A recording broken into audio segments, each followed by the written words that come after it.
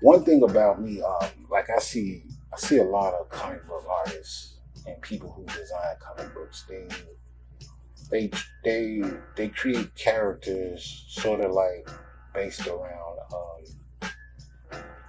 based around like Marvel comics and things like that. And nothing wrong with that because I understand that when you have the modern day in time of creating comics and you want people to admire your comics, so you try to sort of like mimic what is the best or what is the idea of comic books.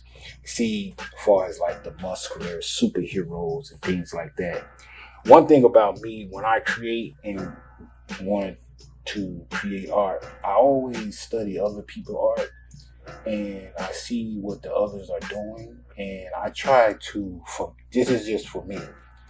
My thing is, I try to go away from what everybody else is doing. I want my own style. I want my own identity of comics. So when I'm creating my characters, I don't want my characters to look like Marvel.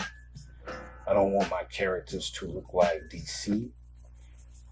Not saying that no matter how much you create, everybody has someone that they admire for as art. And you will somewhat get a style from someone. Just like, for me, give you an example. When this as far as the video work, video games. When Grand Theft Auto came out, there was many other video games that came out with that open world where you can like pretty much travel the whole world in the video game. And when Grand Theft Auto came out, a lot of video games mimic that same style.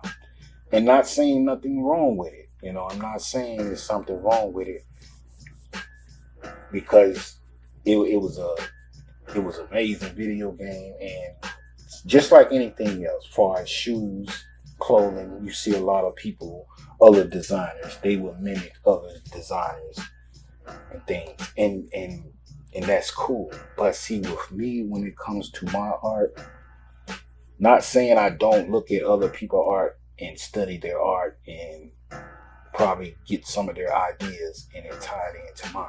I have done that before. But one thing I've learned in my process of creating, as you can see now, I'm sort of like creating, kind of giving it at that feel. You know, I really like this feel. You know, I really like how it's coming out. So I think now what I'm gonna do is I want to sort of like I want to get his. Let me see. Do I want to give it that green. I want to give it them green pants. But back to what I was saying, far as the main thing the point I'm trying to really get across is there's nothing wrong with creating art and doing and being inspired by other artists, you know, and if you choose to mimic their styles. But one thing I don't want to do, if I see thousands and thousands of other people, other artists mimicking that same style, that's something that I don't want to do. So when I'm creating my brand, my comics, my art, I want to have a separate lane. I want to be able to have my own unique way of designing, telling stories, and touching the world. So that's why when it came to me creating North Park comic book series, and a lot of people may say, well, what about say South Park comic? If you notice, you know, North Park sound like South Park. But actually, I'm gonna give you the back history of North see, I don't really know much about South Park. I don't seen it on TV, and I don't seen different clippings of it. But if you from the inner cities of every city, you know that every city has a North Park. That means they have a North Park, South Park, East Park, West Park. You know, that's just anywhere you go in the ghettos throughout America. And actually on Staten Island, there really is a place and a street. Let me say that there is actually, for those who don't know the history behind this comic books series, there is actually a street called Park.